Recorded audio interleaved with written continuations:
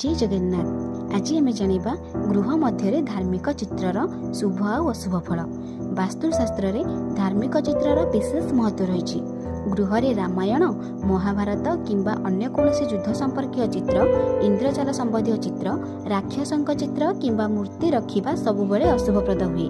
घुषुरी, श्रृगाल, सर्प, शागुणा, पेचा, कपोत, काऊ, छंचाण यह सब पशुपक्षी चित्र गृह रे रखा शुभप्रद नुहे। गृहर मुख्य द्वार उपरे धार्मिक और मांगलिक चित्र जेपरिक ओम, गणेश, कलश, माछ, स्वस्तिक, गायत्री मंत्र आदिर चित्र लगाइबा किंबा आंकिबा शुभप्रद। यह फल दुष्ट आत्मा, कुदृष्टि आदिर प्रभाव घर उपरे पड़े नाही। गृहर कांथरे लगा जायथिबा देवादेवी चित्र किंबा मांगलिक चित्र परस्पर सामने लगाइबा उचित नुहे।